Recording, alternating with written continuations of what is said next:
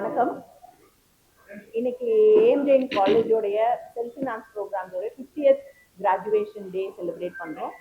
இதில் கிட்டத்தட்ட 1641 ஸ்டூடெண்ட்ஸ்க்கு டிகிரி அவார்ட் பண்ணுறோம். போத் யூஜி அண்ட் பிஜி ப்ரோக்ராம்ஸ்க்குரிய ஸ்டூடெண்ட்ஸுக்கு டிகிரி அவார்ட் பண்ணுறாங்க. இதில் பார்த்தீங்கன்னா மேஜராக யூஜி ப்ரோக்ராம்ஸ் ஜாஸ்தி. இதில் கிட்டத்தட்ட 40% ஆஃப் தி ஸ்டூடெண்ட்ஸ் வந்து ஃபர்ஸ்ட் ஜென்ரேஷன் கிராஜுவேட்ஸாக இருக்கிறாங்க.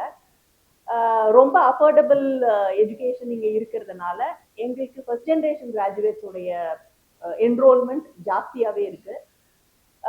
நிறைய ப்ரோக்ராம்ஸ் இப்போ new age programmes like computer science with artificial intelligence, criminology with criminal justice science, electronics with AI, இந்த மாதிரி சைக்காலஜி, இந்த மாதிரி இன்னைக்கு தேவைப்படுற எஜுகேஷன் நிறைய ப்ரோக்ராம்ஸ் ஆஃபர் பண்ணிட்டு இருக்கிறோம். அந்த ஸ்டூடெண்ட்ஸ் புதுசாக வந்த ப்ரோக்ராம் போக பழைய ப்ரோக்ராம்ஸும் இப்போ விஷுவல் கம்யூனிகேஷனாக இருக்கட்டும், சாஃப்ட்வேர் அப்ளிகேஷனாக இருக்கட்டும், இந்த மாதிரி ப்ரோக்ராம்ஸும் இன்டீரியர் டிசைன், இதுலேயும் ஆர்ட்ஸ் அண்ட் சயின்ஸ் படிக்கிற ஸ்டூடெண்ட்ஸ் நிறைய பேர் இருக்கிறாங்க. அவங்க எல்லாருமே இன்னைக்கு டிகிரிஸ் சார் கையால் வாங்குறாங்க. இதில் முக்கியமாக சொல்லணும்னா 3 ஸ்டூடெண்ட்ஸ் யூனிவர்சிட்டி ஃபர்ஸ்ட் ரேங்க் வாங்கியிருக்கிறாங்க. இது போக டாப் 10 ரேங்க்ஸில் எங்களுடைய ஸ்டூடெண்ட்ஸ் 34 ஸ்டூடெண்ட்ஸ் இருக்கிறாங்க. அதுதான் ஸ்பெஷாலிட்டி. இந்த வருஷத்துக்கான புது இனிஷியேட்டிவ் அப்படின்னு பார்த்தீங்கன்னா எங்களுக்கு இன்குபேஷன் சென்டர் இனோவேஷன் செல்லுன்னு ஒன்று ஆரம்பிச்சிருக்கிறோம். அந்த இன்குபேஷன் சென்டரில் ஸ்டூடெண்ட்ஸுக்கான கிரியேட்டிவிட்டியை இன்னும் என்ஹான்ஸ் பண்ணணும். இன்ஜினியரிங் காலேஜில் மட்டுமே இந்த மாதிரியான இனோவேஷன் இருந்த காலகட்டம் போய் காலேஜ்லேயும் இந்த மாதிரி ஆர்ட்ஸ் அண்ட் சயின்ஸ் காலேஜஸ்லையும் கவர்மெண்ட் எய்டட் காலேஜஸ்லையுமே இந்த மாதிரி இனோவேஷன் வரணும், நிறையா பசங்களுக்கு தெரியணும் அப்படிங்கிற இனிஷியேட்டிவ்ல இன்குபேஷன் சென்டர் ஆரம்பிச்சிருக்கிறோம். அதுக்கு சார் வந்து ஒரு பெரிய இன்ஸ்பிரேஷனாக இருப்பாங்க. மங்கள்யான், இந்த மாதிரியான ப்ராஜெக்ட், சந்திரயான், இந்த ப்ராஜெக்ட்ஸ் எல்லாமே சாருடைய தலைமையில் பண்ணதுனால சார் ஒரு பெரிய இன்ஸ்பிரேஷனாக இருப்பாங்கங்கிறதுனால நாங்கள் சாரை வந்து சீஃப் கெஸ்டாக இன்வைட் பண்ணியிருக்கிறோம். அதாவது ஒரு கல்வி நிறுவனம் அப்படி இது வந்து அவங்க வந்து என்னுடைய நிறுவனர் பார்த்தீங்கன்னா அவர் எனக்கு இருந்து 7ஆம் வகுப்பு தான் படித்தார் அப்படின்னாங்க. ஆனால் அவர் 7ஆம் வகுப்பு படிச்சிருந்தாலும் கூட இப்போ ஒரு பெரிய என்ற ஸ்தாபனமாக இந்த உருவாக்கி இங்கே நிறைய பேருக்கு கல்வி புகட்டினதை தாண்டி அதில் இங்கே முன்னால் படித்த மாணவர்கள் அப்படிங்க பார்த்தீங்கன்னா அந்த வரிசை பெரிய பரிசையாக இருக்குது. அதில் நிறைய பேர் வந்து இந்திய அளவில் சர்வதேச அளவில் கூட இந்தியாவினுடைய முகவரியை தெரிய அளவு கூட கொடுத்துட்டு போயிருக்காங்க. அந்த பரம்பரையில் இப்போ வரும் பொழுது இப்போ இவங்க சொன்ன மாதிரி இப்போ அவங்க கூட கல்விங்கிறது ஒரு பெரிய மாற்றத்தை உருவாக்குது. அதை ஒரு வாய்ப்பு அளிக்கிறத தாண்டி கல்வி வந்து இப்போ ஒரு பெரிய மாற்றத்தை நோக்கி போயிட்டு இருக்குது. அப்படி மாற்றத்தை போகும் பொழுது இப்போ துறைகளுக்கு இடையில வந்து ஒரே துறை, பொறியியலுக்கே போனாலும் சரி, மருத்துவத்துக்கே போனாலும் சரி, எந்த துறைக்கு போனாலும் அந்த துறைகளுக்கிடையே கூட நிறைய பெரிய வித்தியாசம் இல்லை, எல்லாம் தெரிஞ்சிருக்கணும் அப்படிங்கிற கம்ப்யூட்டர் சயின்ஸ் படித்தா பத்தாது, ஏஐ படிக்கணும், மேத்தமேட்டிக்ஸ் படிக்கணும், அதே மாதிரி கோர் இன்ஜினியரிங் படிக்கணும் அப்படின்னு எப்படி பொறியியல் கல்லூரி இருக்குதோ அதே மாதிரி கலை அறிவியல் கல்லூரிக்கு வரும் பொழுதும் கூட நீங்கள் இதை பழைய முறையிலே படித்தா முடியாது. புதுசாக வரும் பொழுது, வெளியே போகும் பொழுது அதற்கு மாணவர்களை தயார்படுத்தணும் அப்படின்னா கல்வியினுடைய முறை வேற மாதிரி வருது. அதாவது என்னத்தை கற்றுக்கிட்டு நம்ம போகிறோங்களோ அதே ஒரு காலத்தில் அதை வச்சுட்டே நம்ம 25-30 வருஷம் நம்ம பணிபுரிஞ்சு நம்ம பணியிடம் கூட வாழ்ந்துடலாம். இப்போ அப்படி இல்லவே இல்லை. துறைகளே வந்து கிட்டத்தட்ட 5 வருடங்களுக்கு ஒரு முறை மாறிட்டே இருக்கு. அப்போ போகும் பொழுது, வெளியே போகும் பொழுது புதுசாக கற்றுக்கொள்ள வேண்டிய அவசியம் மாணவர்களுக்கு உருவாகுது. ஆக நித்தமும் கற்க வேண்டிய ஒரு அவசியம் இருக்கும் பொழுது அதை நோக்கி கல்லூரிகள் போகணும். அதில் வந்து நம்முடைய ஏஎம்ஜேஎன் கல்லூரி மிக சிறப்பாக பண்ணிட்டு இருக்காங்க அப்படிங்கிறத புரியுது.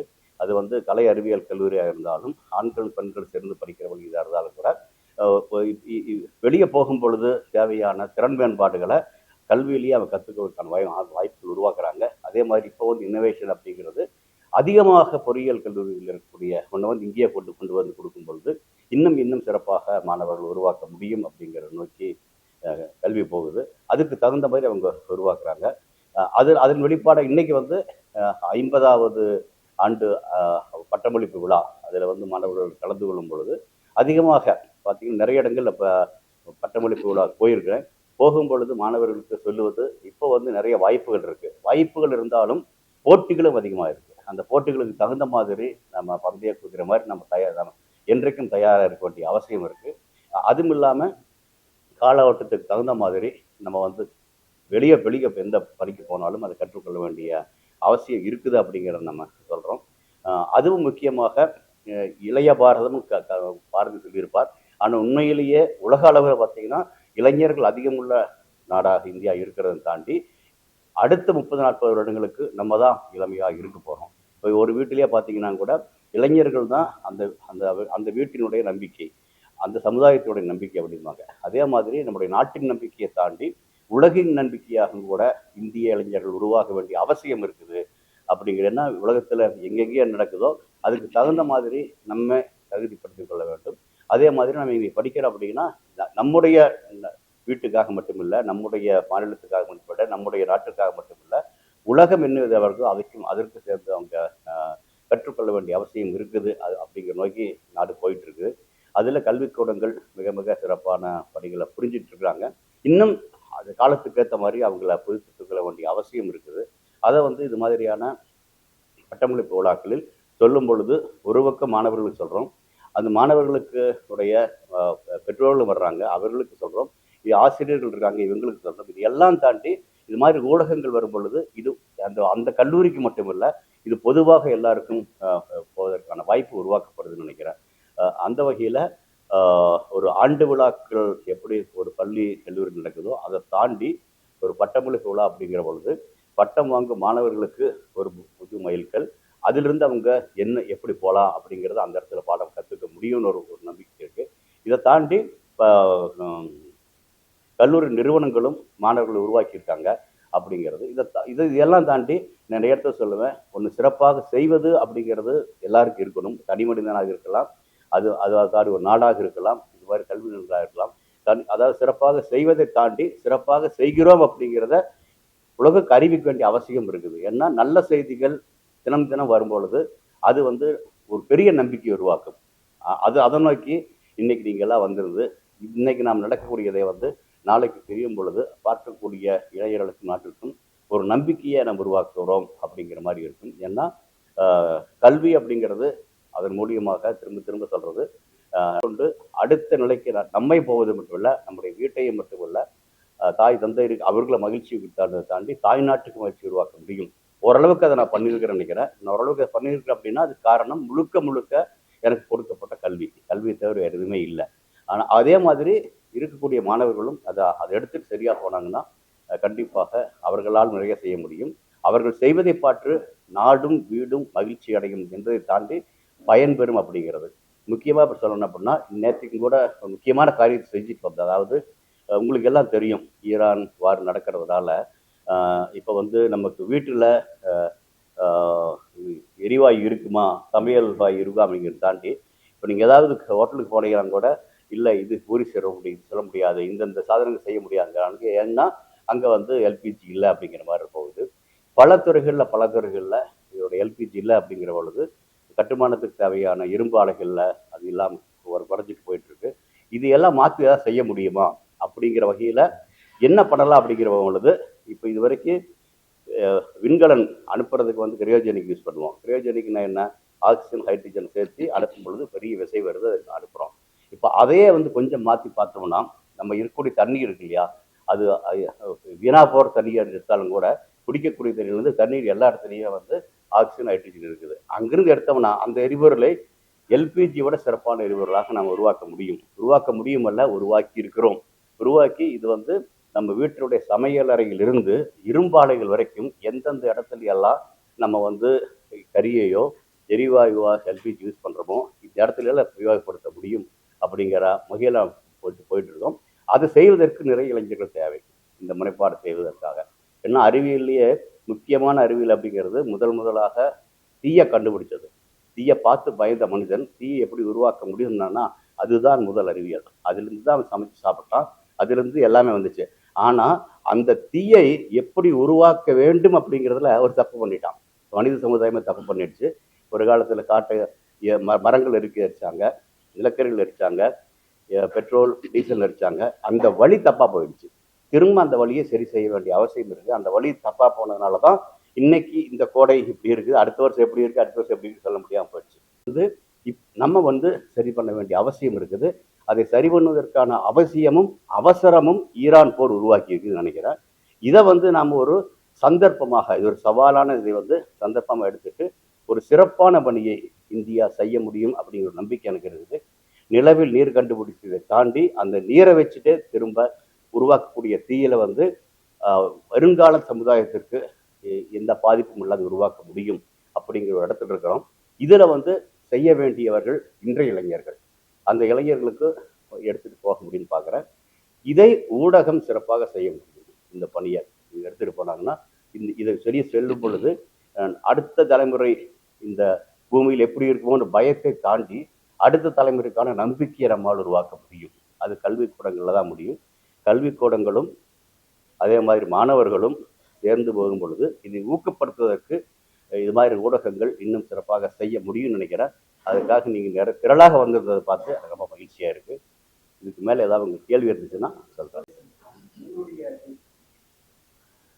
இல்லை அதை என்ன என்ன என்ன என்ன இப்போ என்ன பார்க்குறேன் அப்படின்னா, ஸ்ட்ரெஸ் இருக்குது. அதாவது நீங்கள் ஒரு இடத்துக்கு சாப்பாட்டு போனாலும் கூட இந்த இப்போ காலகட்டங்களில் திருமணத்திலையும் கூட நிறைய அடுக்கி வச்சுருக்காங்க.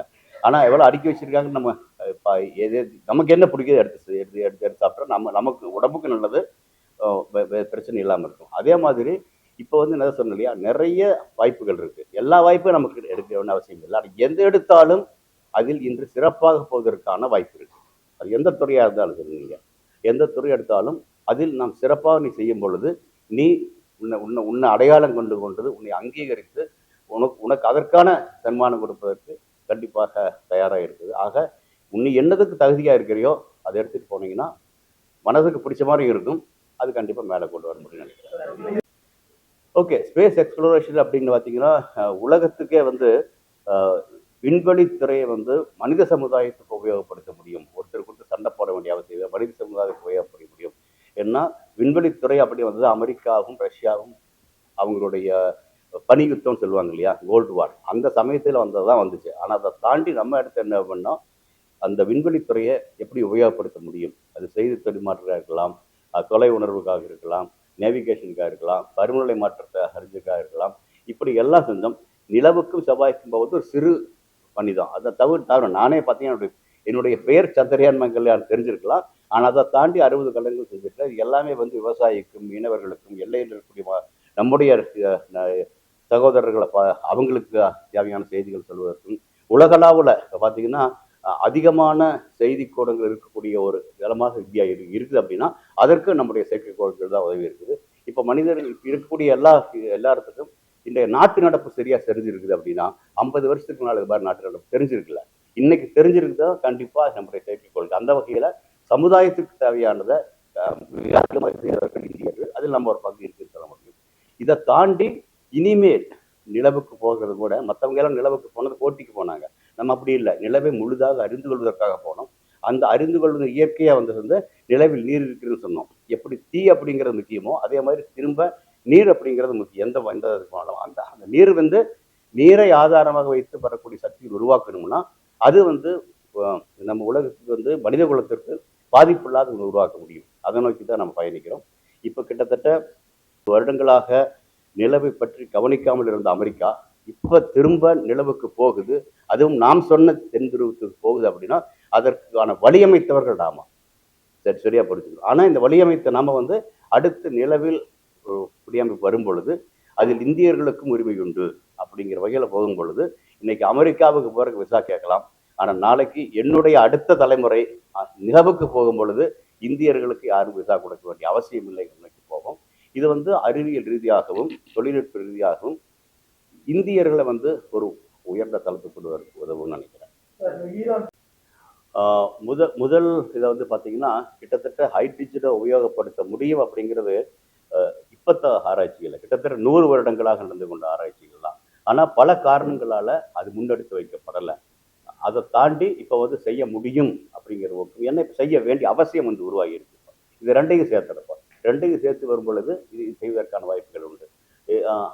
அதை தாண்டி ஒரு காலத்தில் இப்போ வந்து சூரிய மின்சாரம் அப்படிங்கிறது அதிகமான காசு இருந்துச்சு. இப்போ சூரிய மின்சாரம் வந்து ஒவ்வொரு வீட்லேயும் கொண்டு வர முடியும்னு வந்துருக்கு. நமக்கு என்னன்னா நீரிலிருந்து மின்சாரம் பாய்ச்சப்பட்டுச்சுன்னா அதை வந்து ஹைட்ரஜன் ஆக்சைடை பிரிக்க முடியும். அதை வச்சுக்கிட்டு நம்ம பலதையும் செய்ய முடியும். வீட்டில் நம்முடைய சமையல் பண்ணுறதுலேருந்து இப்போ சொன்னேன் இல்லையா, இரும்பாலைகள் உலகத்தில் அதிகமான நிலக்கரியை உபயோகப்படுத்துவது இரும்பாலைகள். அந்த இரும்பாலைகள்லாம் இரும்பு உருக்குவதற்கான வகையும் செய்ய முடியும் சமீபத்தில் காமிச்சிருக்கோம். இந்த நடைமுறைகளை நம்ம வந்து சரி இப்போ இருக்கக்கூடிய அவசரம் இருக்குது. இப்போ வந்து சூரிய மின்சாரம் நமக்கு வந்து எளிதாக கிடைச்சிருப்போம். இதை ரெண்டையும் சேர்க்கும் பொழுது 100 வருடங்களாக செய்ய முடியாத இன்னைக்கு செய்ய முடியும் அப்படிங்கிற சாத்தியக்கூறு இருக்கும். இதை வந்து சீக்கிரமாக செய்யணும், நிறைய செய்யணும் அப்படின்னா நிறைய இளைஞர்கள் தேவை அந்த துறைக்கு. இப்போ அடுத்தது அரசிடம் போய் கேட்க போகிறோம். அரசு ஒத்துக்கொண்டாலும் அதற்கான நிதியுதவி கொடுத்தாலும் கூட செய்வதற்கு ஆட்கள் தேவை.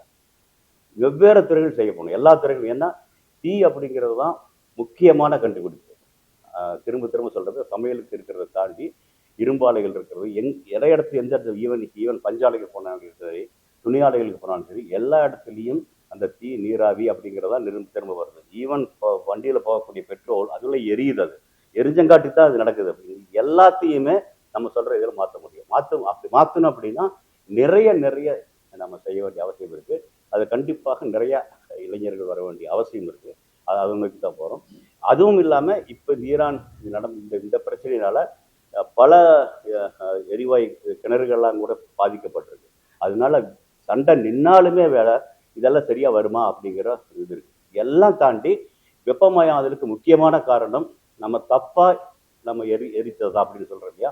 அதுக்கு வந்து எல்பிஜி இல்லாமையோ, பெட்ரோல் இல்லாமையோ, டீசல் இல்லாமையோ, நிலக்கரி இல்லாமோ செய்ய முடிஞ்சிச்சுன்னா அது பதிலாக இருக்கு. இப்போ செய்ய முடியும், நாம் காமிக்கிறோம். அது கண்டிப்பாக உலகளவில் எல்லாரும் எடுத்துட்டு போக வேண்டிய அவசியம் இருக்கு. ஆக எண்ணெய் கிணறுகளுக்காக வளைகுடாவுக்கு போனவங்களை தாண்டி இந்த நீரிலிருந்து ஒரு எரிபொருளை உலகத்துக்கு கொடுக்கக்கூடிய இந்தியர்கள் உருவாகும் பொழுது இந்தியாவை நோக்கி, இந்திய இளைஞர்கள் நோக்கி, இந்திய இளைஞர்களுக்கான வாய்ப்புகளை நோக்கி நம்ம செய்ய வேண்டியது நிறைய இருக்குன்னு நினைக்கிறேன். அது கண்டிப்பாக செய்ய முடியும் நம்பிக்கையோட நேற்றுக்கு நடந்த எங்களுடைய பரிசோதனைகள் இருக்குது. இன்னைக்கு நான் உங்களுக்கு சொல்றேன்.